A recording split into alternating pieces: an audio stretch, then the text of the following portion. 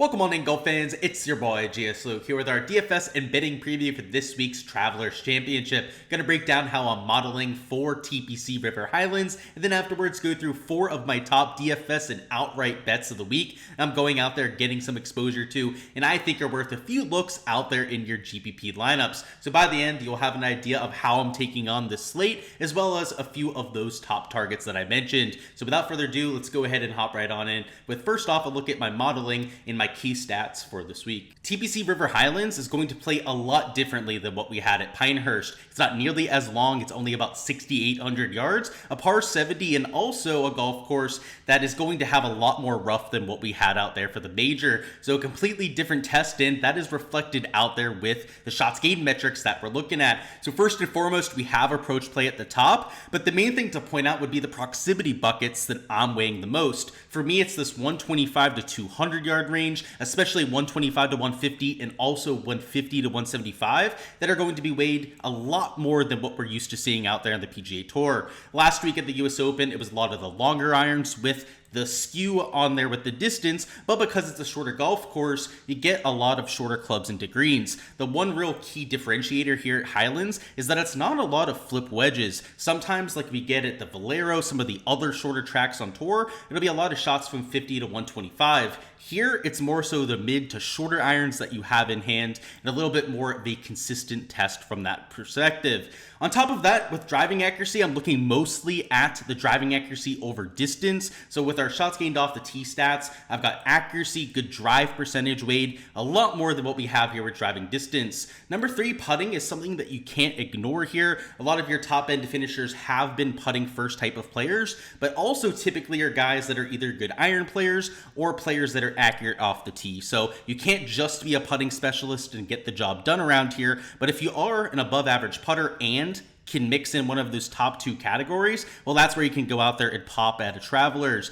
Looking at opportunities gained, so just setting up a lot of birdie looks, trying to see who's maybe not capitalized as much as they should of late, looking at shots gained at short golf courses. Around the green stats are de-emphasized around here, at least in my opinion. And then for comp courses, I have a whopping 5 this week. We've got TPC Southwind, we've got PGA National, Twin Cities, Deer Run, and Sedgefield. All that are shorter tracks emphasize a lot of the same kind of stats that we just talked about and can give us quite a bit of leaderboard crossover. So with that being said, we are looking for a mid-iron specialist that is accurate off the tee and that can fill it up with the flat stick. So no surprise that our top 2 plays kind of fit that exact mold. So we'll start off with Collin Morikawa, who got for an outright at plus 1,300. With the Rory withdrawal, the odds have started to sway a little bit, so I don't think he's at 13 to 1 at any books anymore, but still a player that I think has plenty of win equity here. He's trending in the right direction and overall is my number 4 ranked player in the field, which only puts him behind the big 3 up top. We've got Scotty, Rory, Xander that are kind of on a tier on their own,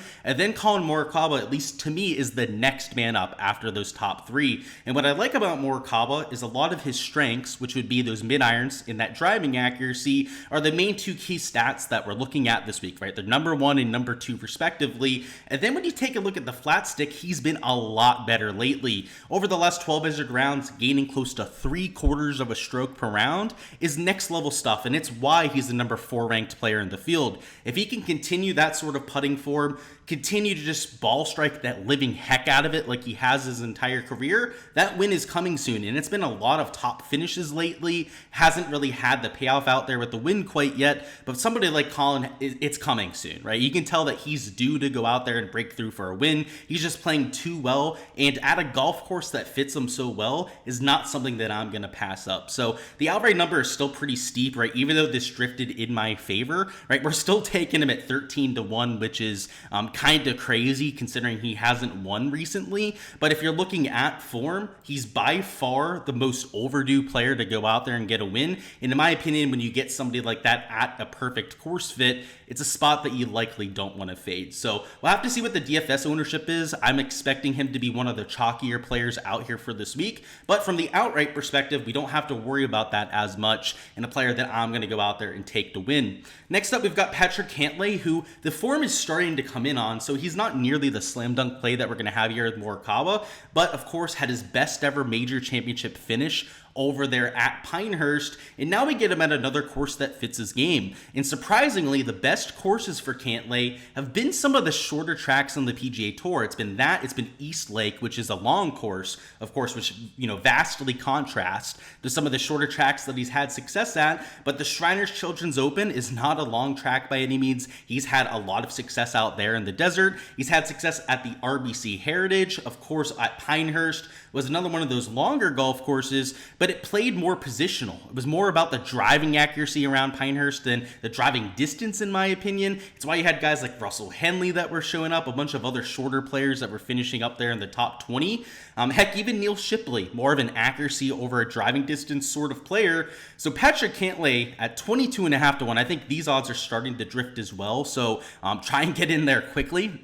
I mean, you can still get something like 22 or 22.5 to 1, but at $9,600, I think has a lot of upside for DFS as well. And what I like about Cantlay's game, especially the shots gained metrics, is that you're starting to see the old Cantlay come back, where he's gaining across all 4 stat categories. He's already doing it from fairway in, right? Gaining over 0.6 strokes per round on approach, about a half a stroke per round around the green, and solid stuff out there with the flat stick. The only category that hasn't fully rebounded quite yet was the off the tee play. And what we saw at Pinehurst was a much improved Patrick Cantlay off the tee, and while he wasn't gaining his trademark for 5 strokes shots gained off the tee, it was still over 2 strokes per round. So very respectable, much better for Cantlay than what we've seen over the last few months. And at a golf course where there are going to be a lot of layups, it's not going to be as off the tee heavy as a short par 70. Everything else has already been there for Cantlay, right? So now we're getting him at a course kind of like the RBC Heritage, where he was in similar form, right? It was like everything but the off the tee was there. You put him on a course like the Heritage that's more positional, and he nearly wins, right? Top 3 finish. This week at the Travelers feels like much of the same. Now, you can't completely spray it off the tee, but he did show us at Pinehurst that he's at least a little bit more in control of that driver at this stage. And if he improves on that, I think has a legit chance to go out there and win. So 22.5 to win, again, just a number that I thought was fair. And more than anything with Cantlay is I want to ride that hot hand, right? He showed us that he's starting to get back into that form. And long-term, Cantlay has been a much, much better player than what we've seen over the last few months. The last few months, even this entire 2024 has been very disappointing for Patrick. And if you look at last year, especially towards the beginning of 2023, this guy was top 10ing nearly every single week. So I think a lot of people forget about that. A lot of people forget about his consistent talent level and run back there just a season ago. And if we're starting to get back to that version of Patrick Cantlay, I think he's got a lot more upside than a 22.5 to 1 outright number, especially after Rory goes out there and withdraws. And at $9,600, as long as he's not mega chalk out there in GBPs, in fact, I actually think he'll be one of the lower owned options out here in the 9K range, then go out there and play him in lineups, right? A lot of people are going to take Colin, as I mentioned. I think even guys like Hovland, Hideki will get some exposure themselves. So there's just no room for Cantlay to be 20-25%. So if we're getting the 15% or lower projected ownership out there on him that we're expecting, as somebody that I'm going to be a long-term buyer in. Before we hop into our last 2 plays, our 2 value plays here for this video, I'm going to go ahead and mention my Patreon page, which is where, of course, you can get access to all of my projections and modeling that you see blacked out here on these spreadsheets. So not just the 4 players that we talk up in these videos, right? Obviously, I do projections for everyone in every single field. So if you want my projected points, modeling, my take on literally everyone that's playing week in and week out on the PGA Tour, well, my Patreon page is the place to be. There's a link down in the description of this video, which is where you can go out there, get access to these spreadsheets to go out there and download and use for all of your research. The point of these is to expedite your research process. It gives you all the information that you need for any given week to go out there, do your research in a streamlined process, and it gives you all the data you need to go out there and do your own set of modeling. So not only do you get my modeling, my takes on players, recent form, key stats, etc., right? Everything that you see throughout these spreadsheets is available for you over there on the Patreon page. But you can also take the data that I'm giving you, give it to you in a very accessible format, unlike a lot of the other people out there in the industry that you can go out there and make your own models. Tinker with the data yourself. Go out there and make your own projections if you want to, and to make that very accessible for you guys. So check it out. Again, there's a link in the description of the video to go out there and get access to that data and make it your own streamlined process. But now that we've talked through Patreon or plays up top, let's talk about some of the value, the diamonds in the rough that we're considering for this week. And the first one we've got is Sepp Straka, who I'm assuming is going to be pretty chalky this week. I just can't see people avoiding him at this stage. The form has been there. He was chalk last week at a similar type of golf course, and a lot of people were looking for driving accuracy iron play, and that's exactly what we're looking for this week. Different style golf course, again, a lot shorter of a track, but I think that's actually to Sepp Straka's advantage. If there's one thing that we worry about with Sepp, it's the around the green shots from time to time. He's not always the most stout around the green player. So at Pinehurst, I had my second thoughts about Sepp Straka. In fact, I faded him out there in my GBP lineups. But at a Travelers Championship, which is still tough around the green, it's not easy by any means. In fact, a little bit tougher than the PGA Tour average when it comes to scrambling rate. But it's not a Pinehurst number 2. It's not one of the more difficult tracks on the PGA Tour to get up and down, right? This place is going to play at least a stroke under par, if not closer to 2 strokes under par on the easier days. Sepp Straka eats these golf courses up, and he's played at difficult tracks before and played well, right? PGA National Honda Classic comes to mind for Sepp Straka, but at $7,900, plus 5,000, right? 50 to 1 seems like, wow, like Sepp Straka's 50 to 1 now? Yeah, because he's got some of the best form in the world. In fact, over the last 12 measured rounds, he's the 12th ranked player in this field, and this is one of the best fields of golf, so it's not like we're comparing him to a John Deere Classic field. In terms of long-term fit, so even if you zoom out a little bit and look over the last few months, he's my 10th ranked player in the field, 10th. Out of an elite tier major championship type of field. So Sepp Straka has been playing unbelievably consistent golf. Has just been playing way over his head for quite some time. And if I show you the shots gained metrics, there's no hole in his game. He's gaining off the tee. He's gaining on approach. He's been both accurate and long off the tee this year. Mid irons have been electric, which is what we're looking for this week. And then even the short game, which in the past has been a little bit hit or miss for Sepp, he's made a strength where he's gaining both around the green and with the flat stick. And if you zoom out, it's still there, right? It's not like this is a recent occurrence for him. Now, if we take a look at the last 24 rounds, he does dip slightly into the negative when it comes to the shots gained around the green, but still doing his thing in the other 3 shots gained categories. So once again, this is why I was worried about him at Pinehurst, right? The long-term around the green play. But at a course that's a little bit more straightforward when it comes to setup, I think he's got a legit chance to win at this sort of event, right? I think last week, top 5, top 10 was well within Sepp Straka's range of outcomes. This week, that range of outcomes could go the whole way to a dub. So even if he is chalky, I'll likely still be playing him in DFS lineups. Just because you're taking 1, maybe even 2 pieces of chalk in your player pool is not a death sentence out there, even for lottery contests. You're going to have plenty of other spots to differentiate, get a little bit of different, and get that leverage to the field that you need to get unique, to get leverage and move up in those GPPs when you end up getting a player right. So Sepp Straka, maybe not a play that you're getting cute or getting different with, but certainly a player that I think sets up well for TPC River Highlands. And then now for our last value, our last outright that I took at 100 to 1 plus 10,000 for the outright odds was Tom Hoge at $7,000. And Tom Hoge is not in as good a form. So if you're looking for more of a leverage play, more of a diamond to the rough to give you some differentiation to the field, then Tom Hoge is that sort of player. Unlike a Sepp Straka, who everyone's going to flock to, I think there are more popular options in this range. Robert McIntyre would come to mind, even Thomas Dietrich after his really good performance at the major. Guys like Bulls Tour seem a little bit mispriced. You've got past champion at the Travelers, Harris English, to choose from here too. Tom Hoge is probably going to be at most average ownership compared to those other players, if not one of the lower owned options here towards the bottom end of the 7s. In long term, the shots gained metrics on Tom Hoge fit this golf course perfectly. He's more than accurate off the tee. At least he's more accurate than most off the tee compared to the rest of the field. His shots gained approach, he's one of the best players in all of 2024 when it comes to shots gained approach. And you can see that here, right? He's gaining off the tee. He's gaining with the approach play. The short game and putter has gone really south lately.